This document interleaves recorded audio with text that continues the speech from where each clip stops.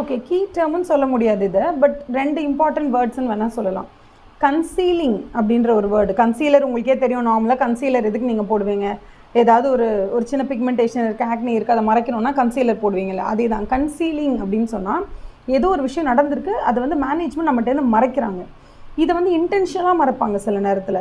அப்போ இன்டென்ஷனலி ஒரு விஷயத்தை கன்சீல் பண்ணும்போது அது கண்டிப்பாக ஒரு ஃப்ராடு தானே.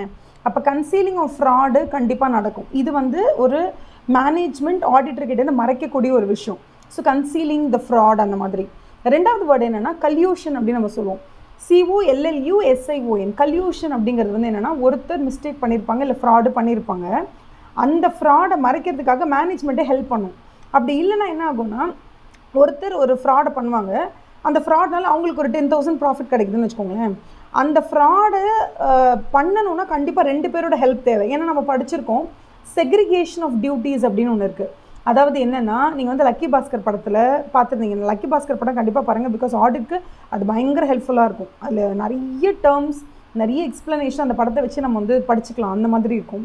ஸோ லக்கி பாஸ்கர் படத்தில் Lucky Bhaskar would be the cashier.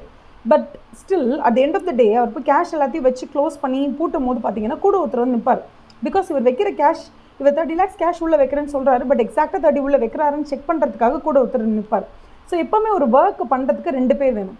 அந்த படத்தில் அவர் கொண்டு போய் பணத்தை வைக்கிறார்ல, லக்கி பாஸ்கர்னு உள்ளே கொண்டு போய் பணத்தை உள்ளே வைக்கும் போது கூட ஒருத்தர் வருவார்ல, வந்து பார்ப்பார்ல, கரெக்டாக 30 இருக்கான்னு செக் பண்ணுவார்ல.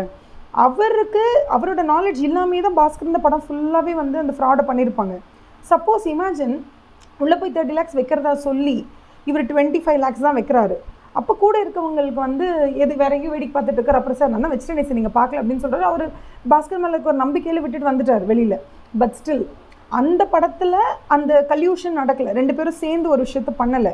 பட் ஸ்டில் இமேஜின் அந்த படத்தில் 30 lakhs வைக்கிறதுக்கு பதிலாக 20 வச்சுட்டு, சார் 30க்கு பதிலாக 20 வைக்கிறேன், நீங்கள் கண்டுக்காதீங்க, ஒரு 2 daysல அந்த 10 lakhs கொண்டு வந்து வச்சுருவேன், இல்லை எனக்கு ஒரு ப்ராஃபிட் கிடைக்கும் சார், அதில் நான் உங்களுக்கு ஒரு பங்கு கொடுக்குறேன்னு சொல்லிட்டாங்கன்னா அதுக்கு பேர் என்ன ஆகும்? Typical example of collusion. So 2 பேரும் ஒன்றா கல்யூட் ஆகி, ஓகேவா, கல்யூஷன் அப்படிங்கிறது 2 பேரும் ஒன்றா கை கொத்துக்கிட்டு ஒரு ஃப்ராடு தனத்தை இல்லை ஒரு இன்டென்ஷனலாக ஒரு விஷயத்தை பண்ணி அதுலேருந்து அவங்களுக்குன்னு ஒரு ப்ரைவேட் ப்ராஃபிட்டை எடுத்துக்கிறது. So these are the 2 words. ஒன்று வந்து கல்யூஷன், இன்னொன்று வந்து concealment. Okay, all the best. Thank you so much.